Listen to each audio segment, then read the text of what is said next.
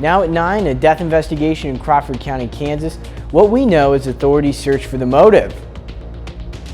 Plus, firefighters in southwest Missouri battle an early morning blaze. We'll have the details. And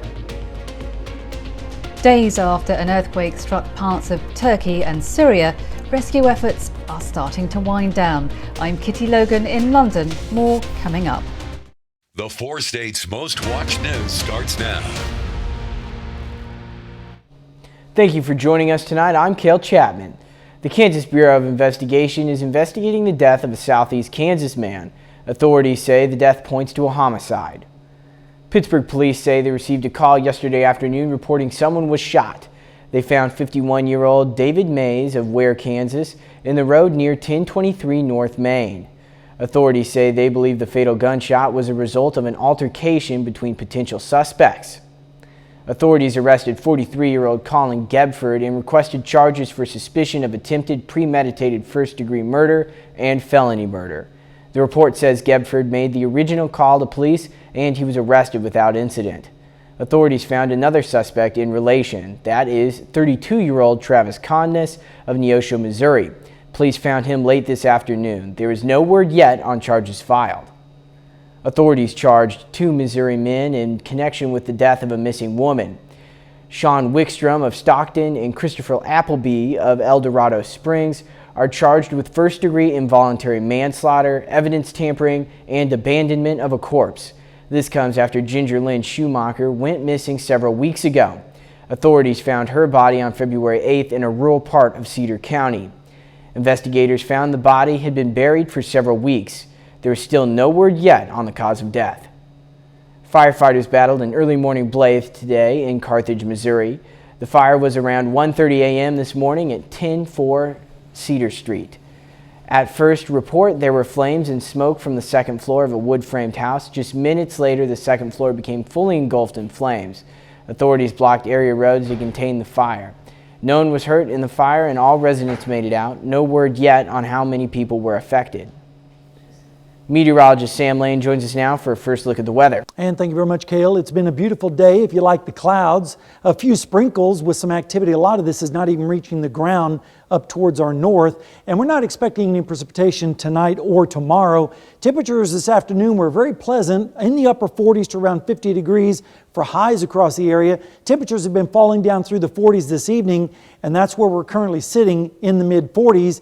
And if we take a look, we're going to be seeing temperatures dropping through the 40s all the way down into the upper 20s by tomorrow morning. And looking down the road, looks like Sunday's going to be warmer as well as sunny, and then a warmer week ahead and some rain towards about Wednesday. And I'll tell you all about that when we come back in just a little while. Thank you, Sam. Senior State Department officials say Secretary Anthony Blinken had a candid conversation with his Chinese counterpart about Taiwan. In his first official diplomatic talks with China since the U.S. shot down a CCP spy craft. Fox News correspondent Alexandria Hoff has more from the White House.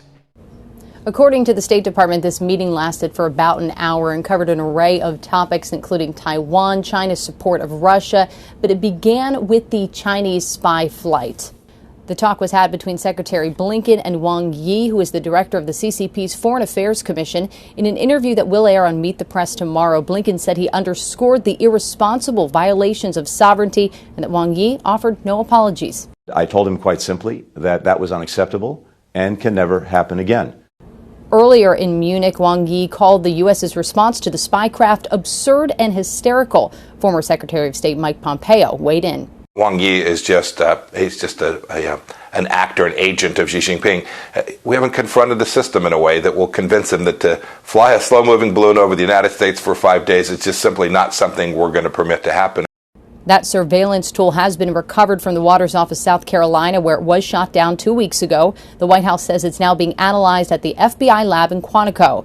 Debris has not been located for the 3 small unknown objects shot down by the U.S. since the 10th. They were likely privately owned with no ties to China, according to the administration. The search for those objects has been called off. The White House's John Kirby said the president is implementing new guidelines over what to shoot down. It doesn't mean that there won't be additional shoot downs if he believes there's a legitimate threat to our safety and security. But it does mean that we're going to put a new set of parameters on the decision-making process going forward. During today's meeting, we're told that Secretary Blinken reiterated the president's intent on speaking with Chinese President Xi Jinping. President Biden will depart Monday for Poland. At the White House, Alexandria Hoff, Fox News. A GOP operative accused of facilitating an illegal Russian donation to Donald Trump's 2016 campaign is going to prison. Jesse Benton was sentenced to a 1.5-year sentence in prison on Friday. It comes after evidence presented at his trial showed that a Russian national paid him $100,000 for a ticket to a Republican National Committee event in 2016. Benton then created a fake invoice suggesting he had received the money for consulting services, donated $25,000 to the RNC, and pocketed the remaining $75,000. Former President Jimmy Carter is now in hospice care. The Carter Center issued a statement on Mr. Carter's health today. It read, after a series of short hospital stays, former U.S. President Jimmy Carter today decided to spend his remaining time at home with his family and receive hospice care instead of additional medical intervention. The Carter family asks for privacy during this time and is grateful for the concern shown by his many advisors. Search and rescue efforts are winding down after a deadly earthquake rocked the Turkey-Syria border region. This comes as frustrations grow over aid distribution and in northwestern Syria. Fox News correspondent Kitty Logan has more. Nearly 2 weeks after a powerful earthquake struck parts of Turkey and Syria, rescue teams pulled a couple and their son alive from the rubble of a collapsed building. The three were taken by ambulance, but the child later died. Similar rescues have been taking place over the last week, even as the death toll grows, though the head of Turkey's disaster response agency expects search and rescue operations to end on Sunday. Some residents are still holding out hope. There was not only cracks in the buildings, there were really wounded and something is broken. As rescue efforts wind down in Turkey, international leaders are trying to get aid to thousands of people in Syria.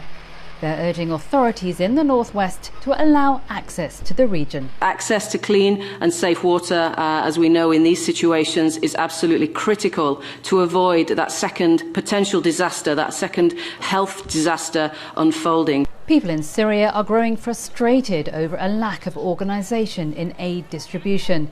Much of the aid is being distributed in shelters, but some residents say they're not able to get it due to age or number of children.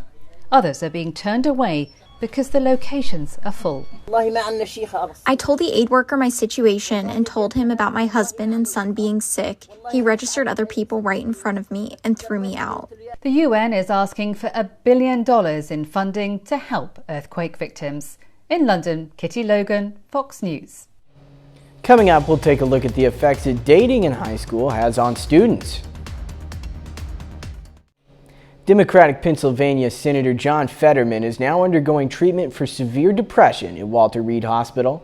A stroke sidelined Fetterman during his campaign last year. Senior congressional correspondent Chad Pergram reports. John Fetterman's second hospitalization sparks questions about the fitness of ill lawmakers to serve, but the debate isn't new. Senators were already concerned about their colleague. He's struggling a little bit, but he says he's getting better. He's having a tough time. Others were more confident. Been with him at luncheons and committee meetings, and he's doing just fine. And you're confident he'll be able to be there for stuff like big votes in the future? Of course, no question. The Clubby Senate customarily closes ranks around ill members. They treat each other the way they want to be treated, as a term of senatorial courtesy. Medical professionals caution against stigmatizing Fetterman's condition, with a caveat. This is a challenge to the American public to be able to feel for someone, to wish them well, to root them on, but also be aware of what the limitations might be. About 30% of all stroke victims suffer from depression. Fetterman's missed a third of all Senate votes this year. He uses a special electronic screen to follow along in hearings. It's unclear if he's up for the rigors of the Senate. Will he reach a level of proficiency that we would require as a minimum for a senator? President Biden missed 6 months as a senator in 1988 after 2 brain aneurysms and a craniotomy. Former GOP Senator Mark Kirk missed a year after a stroke. We had a senator once who'd been a prisoner of war during the Vietnam War, and He used to, when other senators would ask witnesses questions, he would sometimes answer them. There's no fitness clause for someone to serve in the Senate, just the qualifications of 30 years of age plus citizenship. In the 1940s, Virginia Senator Carter Glass missed 4 years due to a heart ailment. He refused to take calls from the governor, begging him to resign. On Capitol Hill, Chad Pergram, Fox News. While dating is a normal part of adolescence, new research suggests that those who remain single may be happier. A recent study published in the Journal of School Health reveals that adolescents who choose not to date fare as well as or better than their coupled counterparts in social and leadership skills. They're also less depressed. Meteorologist Sam Lane is next with a complete look at the forecast. And later on, Missouri Southern basketball is at home taking on Fort Hays State. Jacob Leonard will have those highlights and more next.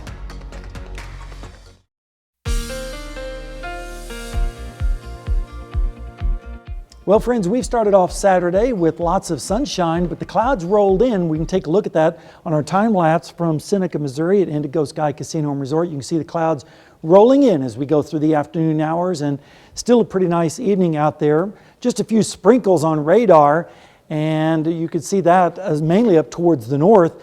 But we made it up to 52 today after starting out at 31, which was actually pretty close to the normals of 51 and 29 degrees. Here's a look at those showers up towards our north in Butler County, also in northern Bourbon County, also near around Stockton. Maybe a drop or two falling out of this activity, but it's so dry in the lower atmosphere, and that's why it's eating away at the precipitation. Temperatures right now are generally in the 40s with south winds, and we're looking at temperatures about 10 to 15 degrees warmer tonight than they were last night at this time. So at least we're on the positive side. It feels like right now in the 20s and 30s across the area, especially up towards the north, 34 in Iola, 34 in Yates Center, 40s down to the south in Grove and in Jay. Right now in Joplin, it's 46 degrees, south wind at 16. It feels like 39. And the humidity is at 35%. And in Pittsburgh, it's currently 44 degrees with a wind out of the south at 14, and it feels like 37 degrees right now. Take a look at the forecast tonight. We're going to see south winds continuing with lows generally in the upper 30s across our area. Then as we start the day tomorrow, we'll start to see the clouds come back with temperatures in the upper 50s to lower 60s across the area. Notice a front up towards the north. That's going to sail down our direction, but it's going to run out of gas by the time it gets over our area and kind of fade away. More of a wind shift line than a cold front, with temperatures in the 40s on Monday morning. And then Monday afternoon, we'll see readings jumping up into the low to mid 60s, especially out towards the west, as we have south winds, and that will continue into Tuesday with northeasterly winds with lows generally in the 40s across the area. Precipitation, not expecting a lot tonight or tomorrow, but as we move into Wednesday, that's when we start to see a very tight gradient in the precipitation. Some places down to the south and east could get a couple of inches. Meanwhile, to the north and west, hardly a drop. So it's going to be very varied across the area as far as precipitation amounts. Here's a look at the wider picture. You can see the mild air starting to take back over. And then as we go through time, you can see that storm system ejecting out into the plains on Tuesday into Wednesday. Then some colder air coming in behind that system just in time for the weekend. All right, let's take a look at the forecast over the next 7 days. It's going to be warm. Tomorrow, all the way through Wednesday with a high of 69. And then that chance of rain. Then we dip down into the 20s by Friday morning with cool conditions on Thursday, and then another chance of rain, Cale, next weekend. So looks like not too bad of a forecast if we can just dodge the raindrops here and there. Yeah, no, not too bad at all. It's starting to feel a little bit like spring, maybe. Just a little bit. All righty, well, thank you, Sam. Coming up, record credit card debt. Americans are racking up credit card debt at a record high. I'm Mallory Rivera in Washington with a look at some alarming new numbers coming up. Americans are racking up debt at an alarming rate, a new troubling sign that inflation is eating away at American savings. Fox's Madeline Rivera reports on the data from Washington. By some measures, the economy looks resilient, with retail sales rebounding in January and the lowest unemployment rate in more than 50 years. But new data shows trouble ahead as more people sink deeper into debt. I think everything's kind of high right now. Total household debt rose by 2.4% to $16.9 trillion in the final quarter of 2022. Most alarming is the share of credit card debt. Credit card balances grew by $61 billion to $986 billion, a record high. The credit card debt is what bothers me the most because you know what the interest rates are on those. It's just very, very high. Younger borrowers in their 20s and 30s appear to be struggling the most. They're beginning to miss some credit card and auto loan payments and are experiencing the highest delinquency rates. Inflation and higher interest rates may be to blame, the latter resulting in higher minimum monthly payments. You look at the credit card defaults, right? You look at what's happening with auto loans, and these are a bunch of small cracks that are trickling down from the macro. The White House, though, is pushing back. Mortgage, auto, and credit card delinquencies are below pre-pandemic levels. In fact, mortgage delinquencies are near record lows since the start of the data in 2003. While credit card balances grew quickly in the fourth quarter, mortgage and auto loan balances increased more moderately at a pace consistent with pre-pandemic levels. In Washington, Mallory Rivera, Fox News. Amazon is planning to double down on its physical grocery business. CEO Andy Jassy told the Financial Times that the company is looking for a format it likes after postponing its plans to grow the Amazon Fresh footprint. Amazon reported $720 million in impairment charges in the fourth quarter due to closing Amazon Fresh and Amazon Go stores with, quote, low growth potential. Jassy says he is hopeful to have a favorable format to expand on in 2023. The link between sleep deprivation and poor health has long been known. Now researchers have drilled down further and discovered another important aspect of sleep: consistency. Scientists looked at variations in when people went to sleep, how restful the sleep was, and if it was interrupted. They found that these variations in these factors led to a higher risk of plaque in the arteries. Up next, AMC announces that one of their new collectibles are already sold out just from one day. We'll take a look at the popular item. AMC's collectible for Ant-Man and the Wasp: Quantumania is already a big hit. CEO Adam Aron says 20,000 promotional popcorn helmets were sold in just one day. The helmets come with LED lights and include a large popcorn for $29.99. AMC's website says that the product is currently out of stock. Aron says the company will release other movie-related collectibles in the future. We've got 30 more minutes of news, weather, and sports coming your way. Coming up, the Boys and Girls Club held its second Mac and Cheese Smackdown. We'll take you there. The line grew outside of Carthage, Missouri's Memorial Hall for the 5th four-state record show. Around 30 music dealers set up tables to sell vinyls, cassette tapes, CDs, and much more. Music lovers get a chance to grow their collection and win door prizes while they shop around. Vinyl's been growing in popularity for the last 10 to 12 years. The community really pulls together. Just having the physical, tangible thing in your hand and ownership of it. Music sounds better. It supersedes streaming by a long shot. This event is held twice a year, and the next show is on July 29th back at the Carthage Memorial Hall. Sam Lane joins us now for the weather. Thank you very much, Cale. It was kind of a gloomy day today with lots of clouds moving in from the west, and now we have a little bit of sprinkle activity up towards the north in Stockton and in the Nevada area, but a lot of that precipitation was not even reaching the ground because it's so dry at the surface. We're expecting temperatures to drop through the 40s tonight into the upper 30s by tomorrow morning, and looking down the lane, it looks like we're going to have a sunny and warmer Sunday, and then a warmer week ahead, and then we have a storm system arriving around the middle part of the week, and I'll have all the details on that coming up in your forecast in just a little while, so stay with us. Nevada, Missouri's philanthropic educational organization chapter, DW, celebrated their 100th anniversary today.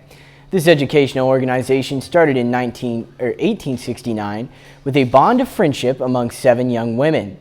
Now grown to almost 6,000 local chapters, the Nevada chapter raises money for scholarships for women of all ages. Well, we definitely support women.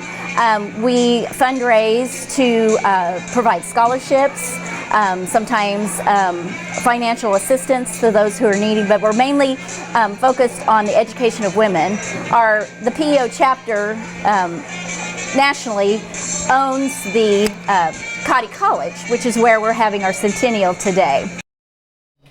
We also spoke to the oldest member of the DW chapter, and she said she's honored to be a part of the organization. Boys and Girls Clubs of Southwest Missouri hosted their second Smackdown Mac and Cheese contest today. Mac and cheese chefs could enter either the amateur or professional division. Many awards were given out, including the Biggest Noodle, Crowd Favorite, and Golden Noodle Awards. The Smackdown hopes to bring support and awareness to the Boys and Girls Club's programs while being a great time for the local and surrounding communities. I am thrilled to have this event. I'm glad it's been a great success. I'm glad we sold a lot of tickets, and I'm glad our vendors increased this year too, so that's exciting. The event included a raffle and VIP experience for attendees. The Kansas City Chiefs' recent run to another Super Bowl championship was a big benefit to one local Kansas City area school. That's because of the effort of a small business owner in the community. It started with wooden coasters and funny phrases. We make a lot of Kansas City red. That expanded to clothes, cups, and now yard signs. Very exciting. Annie Stowe of Annie's Barn made these signs after the AFC Championship game. On Wednesday, 100 yard signs showed up, and those vanished like in seconds. Like any Chiefs gear, it sold fast. I mean, it was like one day, 24 hours, I was out of yard signs. So she ordered 400 more. This is just like above and beyond what we normally do. Stowe decided to take the profits and pay off student lunch debt at Pawnee Elementary. So I called them and I said, I'm thinking I got $500 and I'm going to pay off these school lunches, right? And they're like, no. It's actually $2,000 is our total. The total was more than she had raised, so she posted to Facebook asking for donations. By lunchtime, we had the full amount. We raised all the money for your lunch accounts. Oh my gosh, you're kidding me. She's calling it Out of the Red Friday. Thank you so very much. That's so exciting. I just can't wait to share the good news. Happy Out of the Red Friday.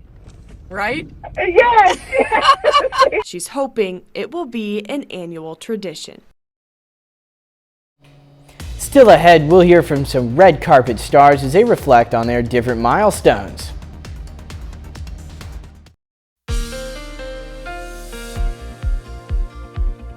Well, friends, we started off with sunshine this morning, but the clouds quickly rolled in from the south and west and led to a gloomy afternoon with a few sprinkles out there. Right now in Seneca, Missouri, the Indigo Sky Casino and Resort, things are looking pretty nice under a cloudy sky. And as we take a look at the almanac, we were up to 52 today after starting out at 31, which was actually pretty in line with the normals of 51 and 29 degrees. But it can get close to 80 degrees this time of year, as you can see on the records. Right now, we've got it zoomed in on some showers or trying to shower up towards the north in Bourbon County, north of Nevada, and also over just to the east in Stockton. Maybe a sprinkle or two, but that's about it. Not really expecting a whole lot. And winds are going to be decreasing tonight as they roll to the south and east. By tomorrow morning, the strongest winds will be down in northwest Arkansas and southwest Missouri. Lighter winds up towards the north and west. As we go through the day, those winds are going to lessen up just a little bit more, generally around 10 miles per hour by Sunday afternoon. Temperatures right now, not too bad, especially for mid-February, in the mid-40s across the area.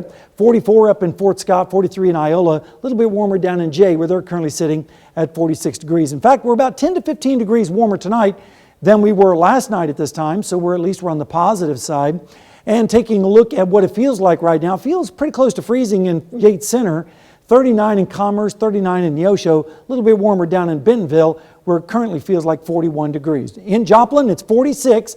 Feels like 39, though, because of a south wind at 16. Dew Point is still dry at 20, and the visibility is 10 miles on the hour. Forecast tonight, we're going to see lows generally dropping down into the 30s with south winds, and the clouds are going to be decreasing, but tomorrow the clouds are going to be coming back once again, but we should still make it up into the upper 50s to lower 60s, especially out towards the west. Notice a front up towards the north. That's going to sweep through our area, and as it does so, it's going to basically change our wind direction, not really bringing cold air in, with temperatures in the 40s on Monday morning.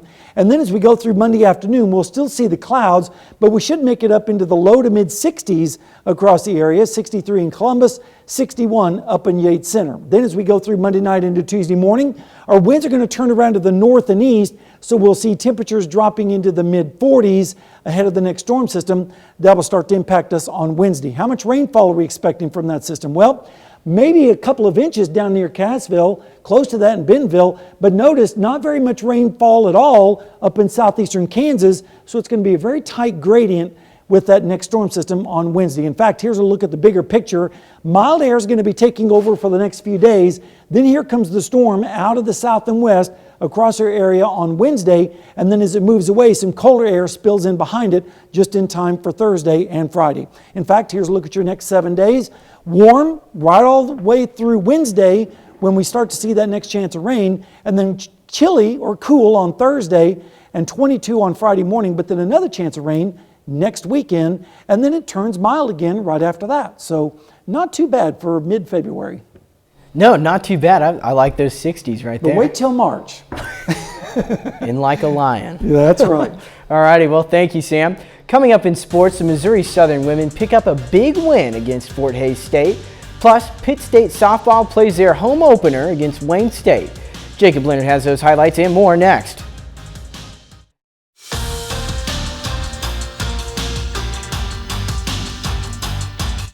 The Pittsburg State Gorillas are at home today for a conference doubleheader against Nebraska Kearney. On the women's side, it's one of the biggest games of the season for Pittsburg State. Kearney is on a 12-game winning streak, currently in first place in the MIAA, and they're ranked 10th in the country.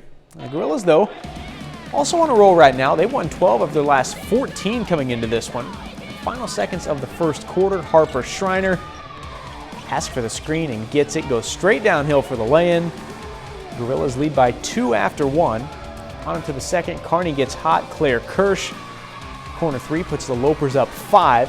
But PSU closes the quarter strong. Again, it's Schreiner stepping out for the jumper. 16 points, 7 boards, and 5 assists for Schreiner.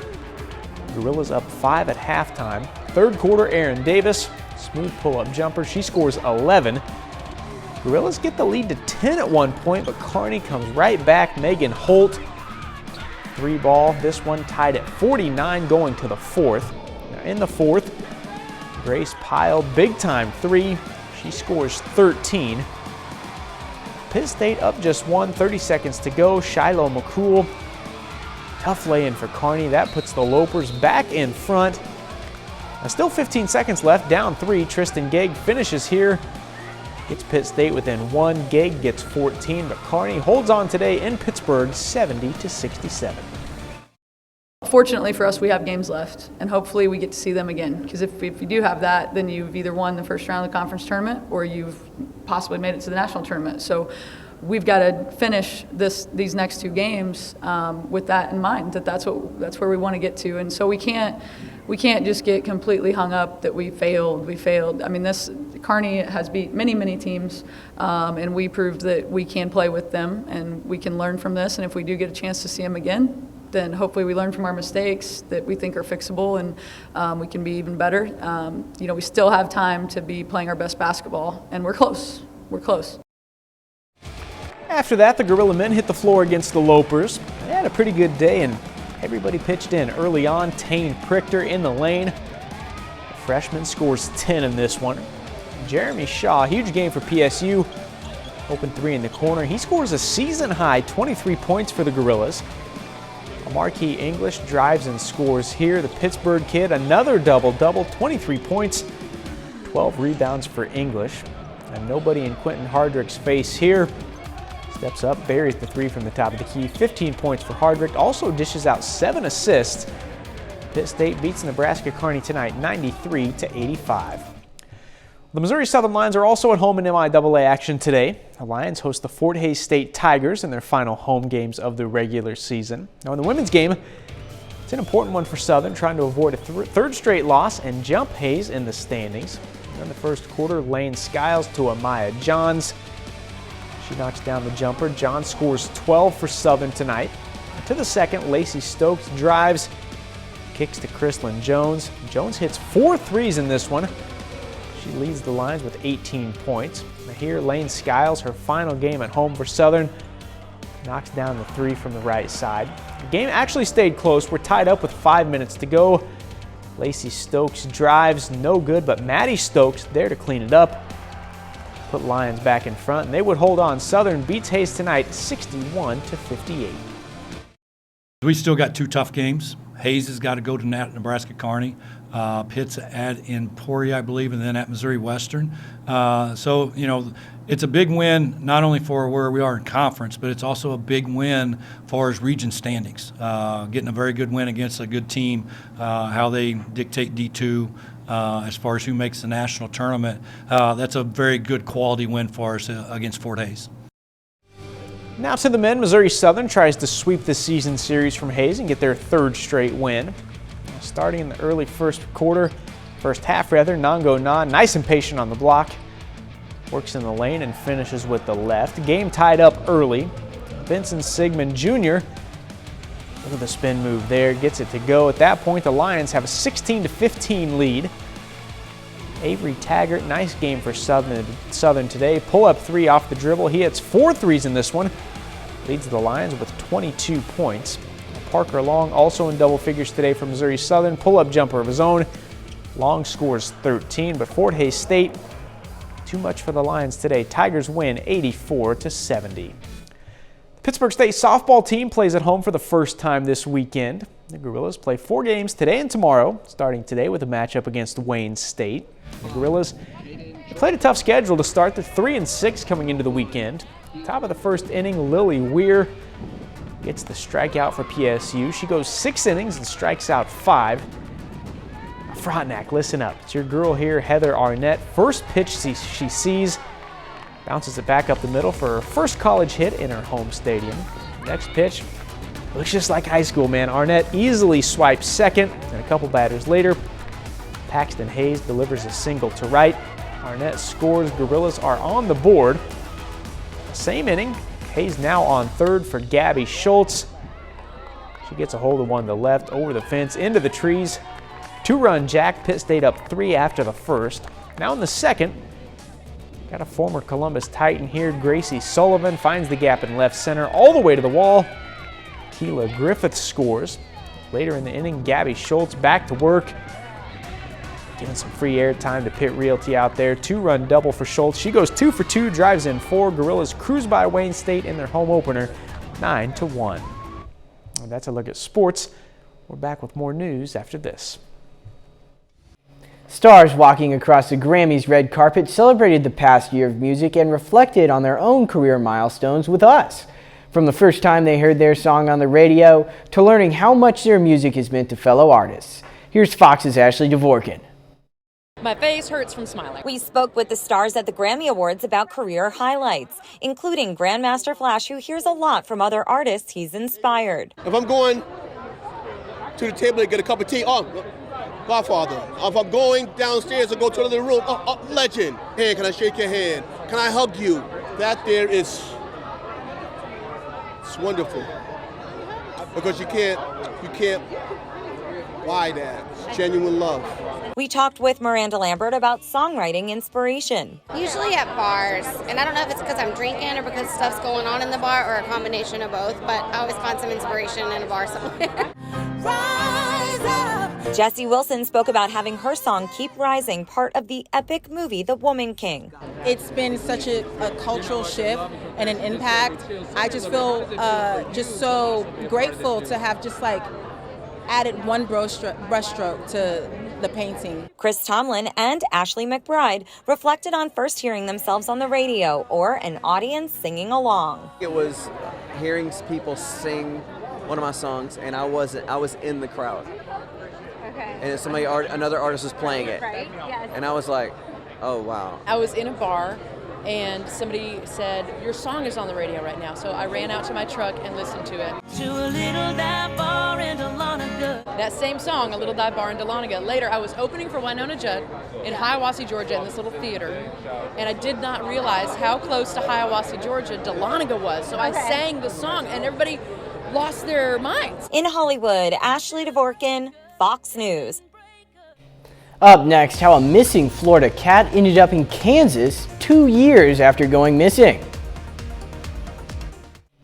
A cat missing from Miami, Florida was found this week by a resident in Prairie Village, Kansas.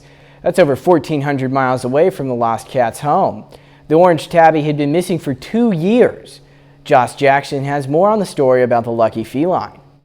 It's a story you don't hear every day. Even for a 21-year law enforcement vet like Captain Ivan Washington, it's shocking. So more than 2 decades, have you ever heard of anything like this? No. That's a quick one. That's a quick and easy one. Like I say, this distant. It started when a resident found a cat Saturday night. It was too cold for the animal to be outside, so they called the Prairie Village Animal Control Unit. We have microchips here, our animal control unit, microchip the cat. Usually the kitten's local, right? And we can reunite the kitten with their owner really quick. This time it ended up the owner was in Miami, Florida. That obviously created a few challenges, but the police department continued working and eventually identified the owner, called them, and started working to reconnect them with their cat. As far as how the cat ended up in Prairie Village? No idea. No idea. You can just imagine that is a long jaunt for anyone, needless to say, a cat. Turns out the cat has been missing for 2 years. The owner thought it was stolen and had actually filed a police report. And if the story wasn't interesting enough, get this. Cat's name's Lucky. Stop it, right? And that was the response. You got Lucky? I guess we have Lucky. Yes, Lucky was Lucky. Yes, we have Lucky. Lucky the cat. Yes, cat's name is Lucky. It's pretty cool. So they're ecstatic and they're happy. Obviously, they're really gracious. Well, what a story there. It gives me hope that maybe someone will find my lost cat. Well, we hope so, Sam. Yeah. All right, well, we have a beautiful weather shaping up for the next few days. 69 by Wednesday with a chance of showers, and then more rain next weekend, and then a little bit milder after that. So not a bad forecast all in all.